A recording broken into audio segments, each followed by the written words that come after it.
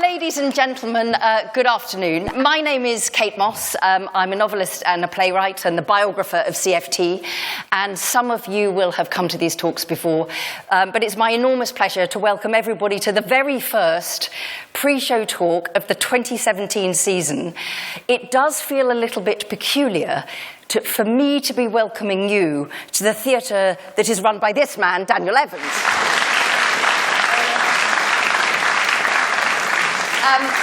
So what we're going to do this evening, you all know the drill, is that we're going to talk a little bit about Daniel being here, because it's just right at the beginning of what will be, I suspect, a very long and wonderful period of time here. And then, of course, we will talk about the play on the incredible set that we're sitting on 40 years on. Daniel, welcome to your theatre. Thank you very much. One of the things that was so amazing when you announced the season was that you pretty much, you and your team, broke the internet, because the response to your first season was incredible, immediate sort of, you couldn't get into the Northgate car park. Can you just explain a little bit how you, as an artistic director of all of this and Over the Way, how do you decide to put a season together? What are the elements you need? How do you decide when to do each play, little and big? Just give us an insight into your thoughts. Well, I guess that process had started with my appointment process, because I'm pleased to say that about three of the things, part of the appointment process, the interview process, is that in the second round of the interviews, you have to put together a season and present that to the board.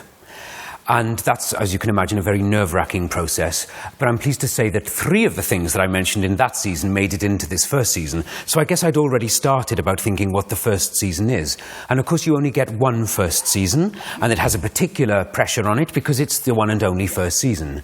So I guess when Rachel was then appointed, we began having chats around March last year, but we both started on July the 4th, and very quickly in that first week, we got in one of the meeting rooms backstage and we put a lot of titles that we loved on Post-it notes and covered a table with I'd say probably about 60 to 80 titles of plays and musicals.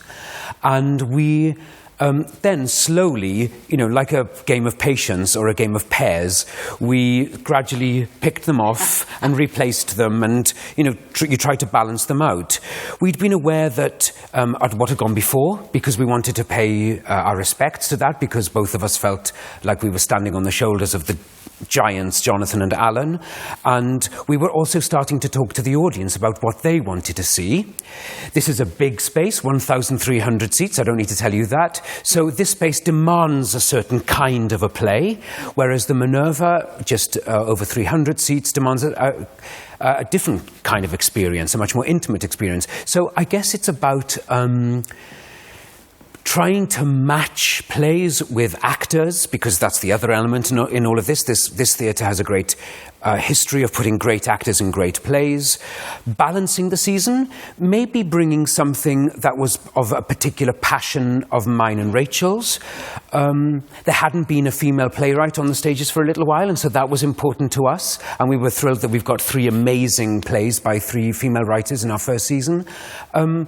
So it was an evolution. I guess the hardest thing for any artistic director is the situation with rights. So as you know, as an author and a playwright, those rights are often taken up with other producers. They've been bought, and that means that you can't touch them, and that's the bane of any producer's life. You get incredibly excited, and you all go, yeah, we agree with this, and then they go, sorry, it's tied up, you can't have it. You ring the agent, and they say, normally Sonia Friedman's doing it in the West End. Yeah. So, and that's when your hopes are dashed, and it's particularly frustrating when you know that someone's sitting on a play, and they've been sitting on it for years and haven't done it, and don't seem either to have any plans to do it, and that's very frustrating. What were the three? You said that there were three. I sort of don't want to tell you. Oh. Sorry. What? So at the end, we're going to guess. We're going to have to see all the plays. I'll play that game. So you will answer if I ask you in November. I will not deny. If we've got it. So with all of that and the balance and presumably the texture and the things that all of us as the audience want to see, because I think most of us want to see things that are familiar to us and we know, but also be a little bit challenged. How do you then do this huge decision of the first play. You know, is that the moment where you nod to tradition, or is it when you go, I'm going to knock their socks off with something that's never been seen before in Chai? So how did you decide to do this one? Again, back to the audience. I think there was... Jonathan and Alan had such a golden period, and we wanted to make sure that I think you know, any change brings about nervousness, because you can imagine that people might think, well, is Chichester Festival Theatre now going to turn into the International School of Mime? You know, are they just going to put on weird plays? And there have been times in this theatre's history where the audience has not come because of, well, lots of different reasons. Some weird plays. Some weird plays. And so partly we wanted to reassure the audience that we too were interested in those wonderful beloved British playwrights like Alan Bennett, and that's why Bennett, and this play in particular, was very near top of the list. I had known this play for a little while and had wanted to direct it for a little while, and that was partly because the play was written in '68 at a time when the world was at a crossroads, and for those of you who've seen it, you know, the last paragraph of this play, the last speech, which is spoken here by our lectern reader, our head boy, talks about where England is at that point, and it has a deep, deep irony when you consider where England and Britain is at this point and its relationship with Europe. And so much of the play examines, from the first half of last century, our relationship with Europe through the two world wars. And so there was a thematic link to now, and we always want to put on work that speaks to now. Bennett, as a playwright, was obviously a draw. For me, personally, there was also this challenge of the demands of the play, which requires a large community company. And we are lucky that we have 52 young people from this region. And that was important to me to say, look, this is your theatre, and there's no better way to say that than to see yourselves on stage. And so it felt very quickly like this was a candidate play that was going to make it over the finishing line. Yeah. And in terms of deciding to put it at the head of the season, was the fact that it had been done here in '84 under one of the great artistic directors here, and similar to you, a director and an artistic director doing that, Patrick Garland, did that play at all, the idea that this is honouring some part of the CFT tradition, or actually was that a secondary? As always, there's a grain of truth in both those things. There was, yes, a sense of honouring and a sense that this play hadn't been seen here for 30 years. And at the same time, there was a slight intimidation because Patrick had not only directed that revival in '84, but he'd also directed the original production in '68. So it was a lot to live up to. And people who saw that original production in '68 speak of it so fondly. Partly, that this play deals partly with memory and nostalgia. And one of the things that Alan Bennett says himself is that nostalgia and parody are very, very close. And so when people were waxing lyrical about those productions, a part of me has to think, well, we have to find ways to make it, to give it a new lick of paint, and to make it speak to now. We're in a very different place to where we were in '84. So a part of intimidation, but also partly thinking, I don't think there's another audience in the country that would understand the references in this play as Chichester audiences do. When we heard the play for the first time in front of an audience on our first preview, it heartened me and astonished me and filled me with relief that our audience were getting laughs on the most obscure references. But to hear the audience recognition on that, the first time that the audience met the play, was a huge relief, but also a feeling of great pride that we were here and that this audience were that sophisticated. Yes, because those of you, this is not giving anything away, but it is a sort of sense of history being looked back on with a mixture of nostalgia and attack in a funny sort of way. But there is a bit when there's a discussion of T.E. Lawrence, and anyone who saw Ross last year understood all the jokes, whereas I do think most people wouldn't have got some of those jokes, shall we say. Absolutely, because the wit of the play is very, very dry, and you have to really listen, because it's also quite subtle humour. You know, you can very easily skirt over a line like speaking fluent Sanskrit. You know, and of course, when you think about it, but it happens so quickly that unless you really catch it, it has moved on already. But do you have, I mean, one of the great challenges of comedic work, particularly with the very plangent underside that there is in this, is it seems like one thing in the rehearsal room, and then when you get it in front of an audience, the things that have been very funny on the stage, the audiences... Richard Eyre once said that he felt it going from the rehearsal room to the stage was like carrying water in your hands. So when you get everybody on this massive stage, what happens, that moment of, the play takes its own shape, it's no longer in the rehearsal room? What did you find when you got them actually here on this incredible set, apart from anything else? Well, of course, we start with technical rehearsals, and the play really disappears because you take it apart and you go from moment to moment, and part of then the preview period is trying to get the play back together, and that's why we do dress rehearsals, etc., before we meet an audience. It was an astonishing night on the first preview because some of the younger members of the cast, the professional young-uns in the cast, said, "Oh, we're in a comedy."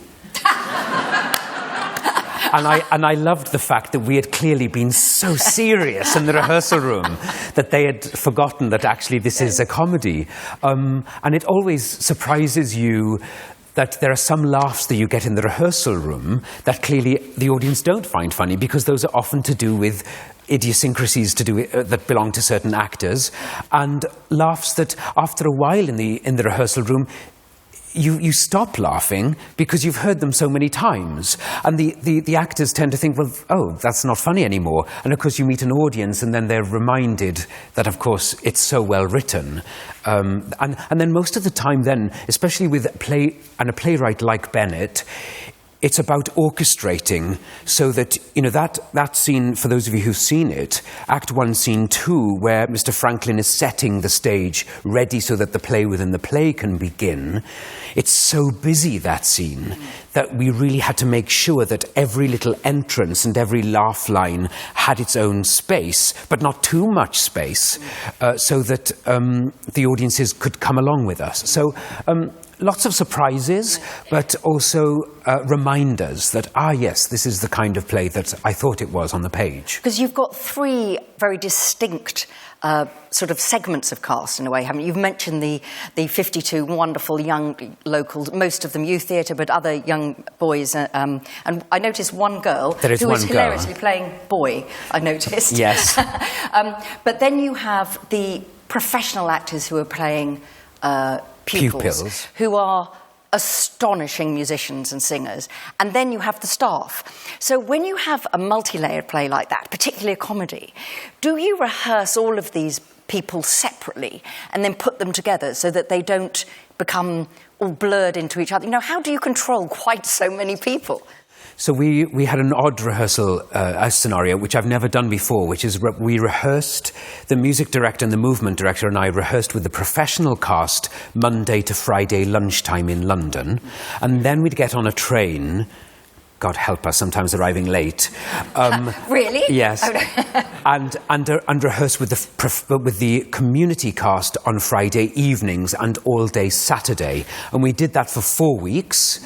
And then in the final week, the professional actors moved to Chai and we all came together. And that was a very challenging week because we had 65 actors in a room, you know, in a small, well, not so small, but it felt small, in the Stephen Pimlott building.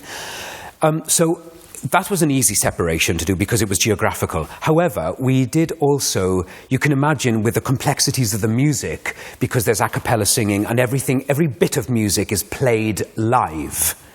And it's played by the professional pupils. And you can imagine what that audition process was like, trying to find people who were grade 8 and above on certain instruments and could sing in pitch because they needed to sing a cappella, as well as be able to pick things up quickly because we were experimenting throughout the rehearsal process.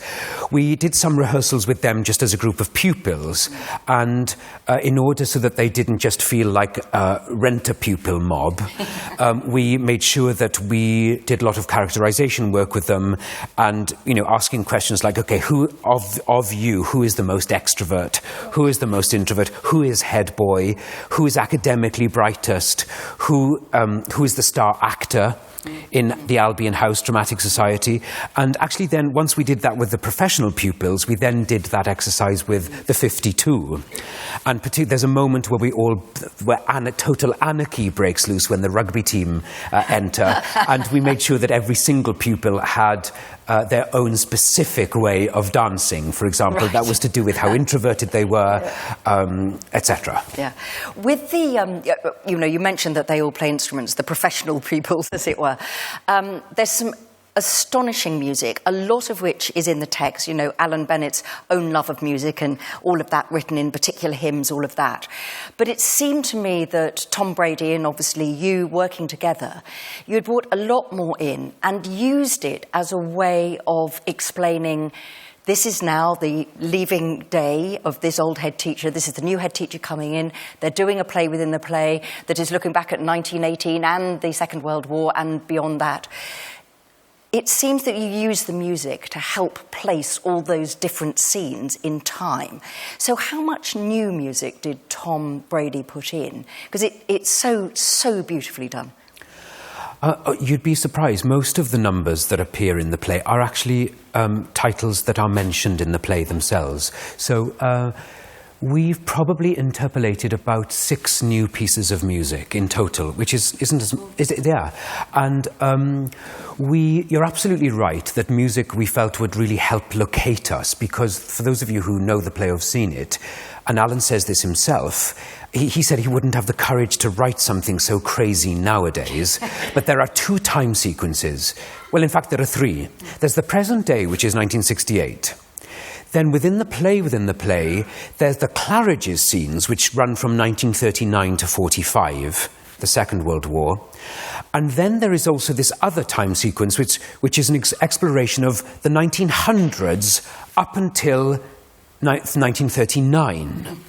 And one cog, as it were, one clock face, is catching up with the other clock face throughout the play. So we're constantly jumping from one to the other. And that's partly why we also have 2 projectors, and we use these memorial boards as projector screens, so that at any one point we hope that audience members could look at the screens and say, okay, yes, and get a reminder where we are. But as if that wasn't enough, we also felt that maybe a fun way into exploring those periods would also be to use music in a hopefully inventive way. One of the things that I think probably is different in our production is that we took the leap, and it is our leap, to imagine what kind of music those boys in 1968 would have been listening to. And when you then think, well, actually they'd have been listening to the Beatles and the Rolling Stones and the Beach Boys and the Drifters. And if they themselves had been putting on the play, and they have done, there's a suggestion in the play that they've improvised some of the sketches with Mr. Tempest and Mr. Franklin, then if they'd also improvised the music, how would they have chosen, for example, to present I Vow to Thee, My Country? And we thought, well, what would it be like if they'd arranged I Vow to Thee, that hymn which is of a Holst, which is a tune from Holst, The Planets, if they'd arranged that as if the Drifters had arranged it. And so in that sense, we wanted to make sure that the period of the play, 1968, was rooted. However, we invert that at some time. So, for example, we wanted to take a song from the 1960s, for example, Be My Baby, but then when we have a scene from 1913, give it a 1913 arrangement, and that's why there's a barbershop quartet singing Rum-Ti-Tum-Ti-Tum or Rat-a-tat-tat. So we wanted to imagine that these pupils were star musicians in the school and that they had brought their own contribution to the play. Because it's absolutely brilliant, I think. The music is so wonderful, and the singing, for those of you who've not seen it yet, it sends shivers down your spine, I think. One of the other really big pleasures, obviously, I think particularly for Chichester audiences who have seen many great actors here. You know, the Olivier point, as it's always, well, actually that's not it anymore, but that's where he stood, you know, that thing. To see an actor of Richard Wilson's stature, close up and personal, as it were, on the stage is obviously an incredible thrill. Now, when you were talking about launching the season, you said you were a bit nervous because in the past he had directed you.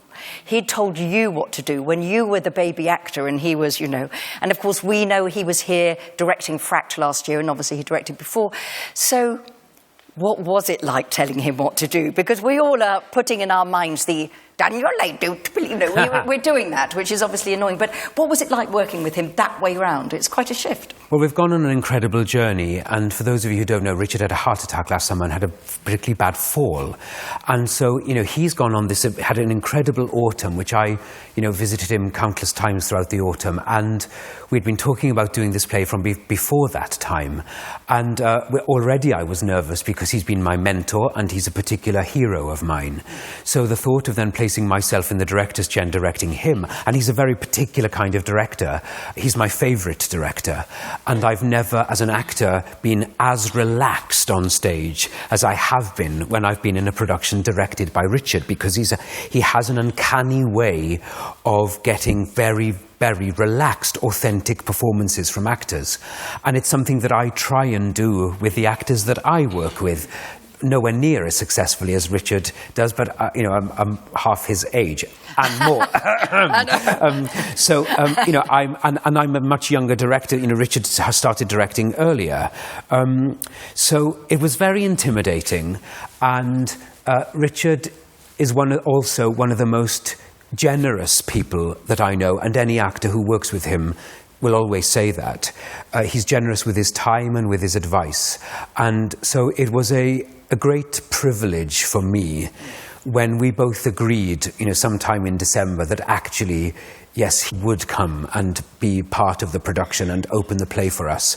And it was also a part where, you know, he says in the script, yes, you know, that the headmaster reads certain bits because he hasn't been given the full script. And I thought, well, actually, what an amazing act of heroism and courage that he is prepared, 80 years of old, having gone through what he'd gone through last summer, to come back and stand alongside me in this first season. I'm incredibly touched. And in fact, you know, you've very, of course, very generously as well mentioned Jonathan and Alan, your predecessors before, but actually they had a similar sequence of acts of faith. And indeed, Andrew Welsh before that with Patricia Routledge, of course, with Penny Keith, that sense of these great actors of the proper generation coming to embed down a new season. So it's obviously absolutely wonderful. And you have as well around him some superb actors, obviously Alan Cox, Annie Winter, Lucy Bryce, you know, many other people there. So and Jenny, yeah. Yeah, Jenny, of course. And so you have a lot of people to deal with. You've got this incredible set. You have this beautiful music. You've read the play. Is it the production that you imagined in your head when you started, were you sitting there with Rachel moving the bits of paper? You know, because they take on a life of their own. So is this how you thought it would be? I'm generally hard on myself, so nothing is ever what you think it's going to be. And I don't think that's even ever possible, because, and in a way, nor should it be, because part of the act of theatre is an act of collaboration.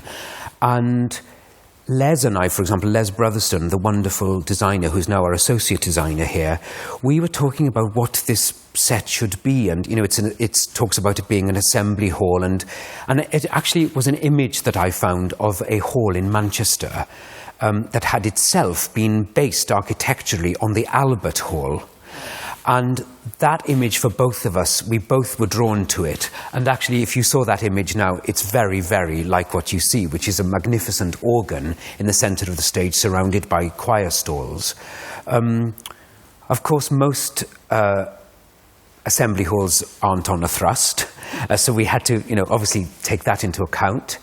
But there's an Ira Glass quote, which I love, which I'm going to get wrong. I'm going to paraphrase now dreadfully, which is that when you start off, you let your imagination run riot, and you have images of what you think the play will turn out to be.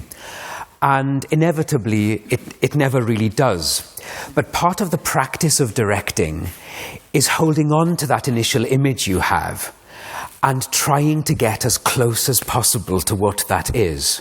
And so, part of my ongoing evolution as a director, for example, is I'm on that journey of trying to achieve. That must be something that you must experience as a novelist. You have this idea, and I guess, I'm not a primary creator like you are, but sometimes, something comes out and it's only afterwards, and sometimes not even then, do you realise what you've created. Yes. Yes. It's the great American writer, Kinky Friedman, once listened to a question from the audience about, really analytical question. And he sort of said, in that drawl that he had, Madam, I think you've read more into the play than I wrote into it. Because none of it that wasn't what he'd intended. It was just because it's always between us and you guys. It's the white space between us that make the live performance, isn't it? Exactly. Yeah. And Alan Bennett came to our rehearsal room, which was a great privilege. And he's coming here, by the way. Kate is going to interview Alan, I think, a week on Tuesday. 9th of May. Yeah, thank you. And it was a great privilege for us to have Alan in the rehearsal room. And we were asking him, what we thought were deep, heavy, meaningful questions about the meaning of this line. And Alan invariably would say to us, oh, no, it's just a joke. Yeah. Yes. And that was at the time a great relief, because we thought, okay, so we can treat it much more lightly. But actually, having worked on the play, it is a knotty play in many ways, but it's an incredibly clever play.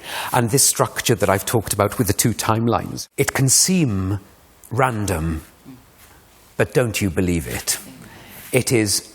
Even though it's his first play, you can already tell that there's a mastermind at work. And when there are many, many quotes in the play from passages of real poetry, and there are passages that are Alan Bennett's, as if he had taken on the voice of other diarists and people who wrote memoirs, Raymond Asquith, Harold Nicholson, and how he has managed to get his own mind to carve prose that is so redolent of those incredible writers. If you haven't read Harold Nicholson's diaries and letters between him and his wife Vita Sackville-West, they are so dramatic, and particularly the period between 1939 and 1945. And how Alan has captured those in the Claridge's scenes in the play blows my mind. It's even though it was his first play, and he said that he wanted to write something of his own school days, and he started writing it when he was in New York, when Beyond the Fringe was on Broadway, and it took him a good many years to finally get the play on. But he said he had this store of sketches that he wanted to find a way to hang together. And that's where the idea of a play within the play, a school play, came to be. He described it as part play and part review, didn't he? But one of the things you said right at the beginning was that it was a play that, even though it is absolutely set in 1968, the echoes of the questions that are being asked in the play and were being asked in society then are extraordinarily similar now. So this is a play about what it means to be English and what it is to lose the things that matter. And it goes back all the way, all the time, that the idea that maybe the writers are the ones that are recording it. So it is an extraordinary choice to have made, and a wonderful way to set your season going. I mean, you must have been thinking this is quite creepy, because you've been thinking about this play for quite a while. On so many levels. I was reading recently that we just lost the last person who was born at the end of the 19th century, born in 1899. And you think about all the history that was lost when that woman died. And this play examines partly the duality of the Edwardian era, that Max Beerbohm, a figure who appears in the play, talks about it in golden terms. But then Harold Nicholson talks about it as being a jaded lobster, the Edwardian era. So I guess what Alan is examining is that duality, the rose-tinted nature of memory and nostalgia, but also what we lose. You know, it's interesting that we're working with a cast of 52 youngsters, and so much of the play includes this history of how those wars, the First and Second World War, came to be. And it was interesting asking them questions about what they knew of the Munich conference and Chamberlain and appeasement. And as we were discussing it, Theresa May's visit to Donald Trump came up because she was named Theresa the Appeaser. And of course, we couldn't predict that there would be a general election happening 3 weeks after our run finishes. And there's also a strand in the play that's to do with liberalism and the nature of liberalism. The headmaster says, I'm all in favour of free speech, free expression, as long as it's kept rigidly under control. And liberalism itself is being examined now because of the nature that politics is no longer being seen through the refraction of left and right, or indeed class. It's all much more mixed up. There are people who are from the working classes voting Tory as well as from the upper classes. And that's partly what the play examines now. And so it was, in that sense, a gift. Right, could we have the lights up so I can see the audience? Thank you very much. Who would like to ask the first question of the 2017 season? I can see Greg Slay over there, and I must give it to you, Greg. Go ahead. Thank you. Thank you very much. That was very illuminating, Daniel, about the play. And I just wanted to pick up on a couple of points. One was that you referred to 3 different timelines running, in a sense, in parallel. And I think when I came to see the play, I found another one myself, which was about the headmaster's own kind of gathering off his memories and going backwards and forwards across in time. I don't know whether that was deliberate on Alan Bennett's part or not. But I wanted to ask you a question, if I may, about the casting. I was very interested in the fact you said that you and Tom Brady had interwoven 6 new musical numbers into the production. I want to ask you about whether those 6 were designed after you had auditioned for the 8 professional musicians and based on their skills and experience, or whether you had those in mind in advance and then you went to seek to audition people to fill those particular roles. Brilliant, thank you. Yeah, a mixture of both. Some ideas crystallised early on when we began. The music was already a part of the play, as we've known, because Bennett mentions specific songs that should be played from the certain periods. So we knew that music was a great element, actually, as it often is in Alan's plays. In The History Boys, there's that wonderful moment in the original production when Sam Barnett sang Bewitched, Bothered and Bewildered. So we were already thinking along the lines of what we needed in order to be able to pull off this a cappella singing, and that informed our audition process. However, and I really must pay tribute to Tom and to our 8 professional pupils, and our casting director, Charlotte Sutton, because when we found these gentlemen who can tap dance, and, one particular gives an amazing tap dance in Act 2. Sorry, I hope that's not a spoiler. That's a little bit of a spoiler. Sorry. We then realised that actually, one of the actors, for example, Silas, has an incredible falsetto.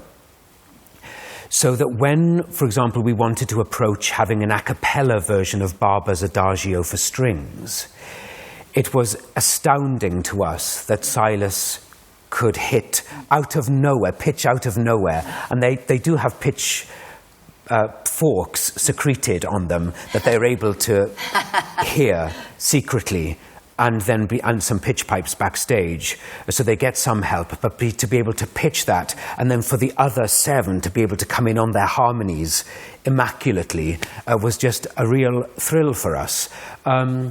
there were some things that we had to amend because, for example, this is another spoiler, but we might as well talk about it. There's an example where there's some bell ringing going on because there's a reference to when the bells rang out. And the 8 boys, and actually 2 of our community company, play on some handbells. And that was a whole learning experience for all of us because even Tom was unaware that we have to wear gloves because the sweat from your hands, if it goes onto the copper of the bell, it corrupts the copper, erodes the copper. So, yes, so that's why, there were all kinds of bits of learning. But the thing that we had to amend was that we realized that walking and bell ringing in time was incredibly hard. So we had to make sure that we could get them on very quickly and stationary so that they could all hear each other. And that was, part of our rehearsal process. That's wonderful.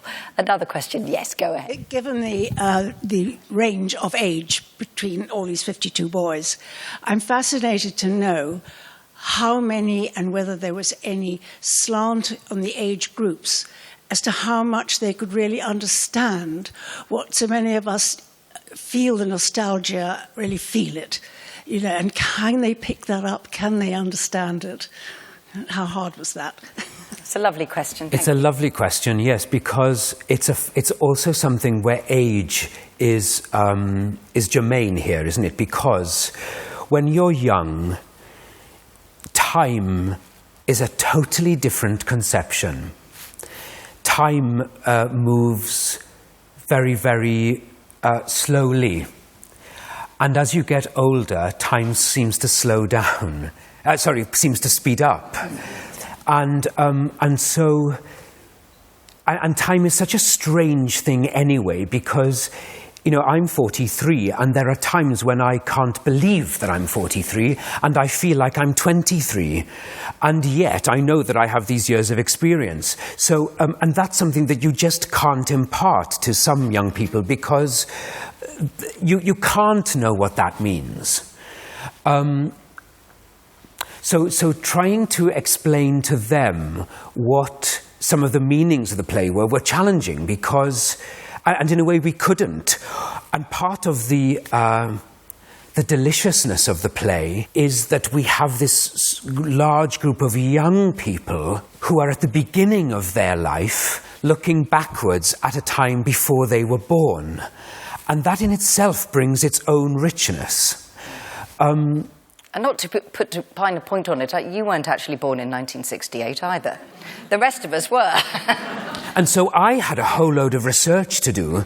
The reading list in this play, the bibliography is enormous because there were people that I'd never heard of, let alone some of our audience. But in a way, I also know that you don't need to know who Ottoline Murrell was in order to understand that she was an upper-class bohemian society lady whose breast popped out while she was playing cards with Princess Alexandra. And that is something that is recorded in Stephen Spender's autobiography. So the thing I was going to say was, what was interesting was when we were talking about the certain periods of history and asking them how much did they know, and for example, how many of them sang hymns in assembly at school? Very, very few.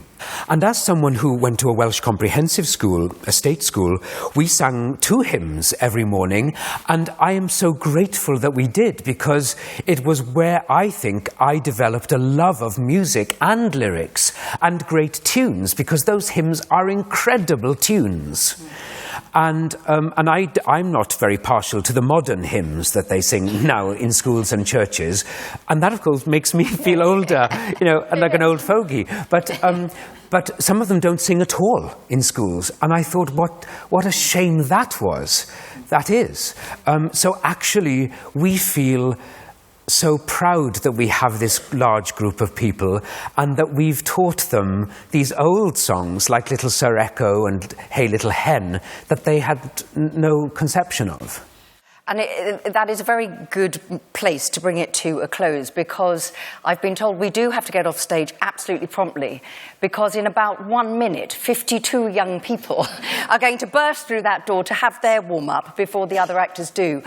The thing about tonight is it's so exciting to be at the beginning with you. and what this amazing season is going to be, and the balance of it, and this incredible play that is not only a classic play and a classic playwright with a classic actor and actors at the heart of it, but one of those where you both come out having laughed and feeling a little bit more brainy than you went in, and that's quite rare. But for now, before we are swamped by the rugby team, by the choir, by the tap dancers, by the bell ringers, ladies and gentlemen, Daniel Evans.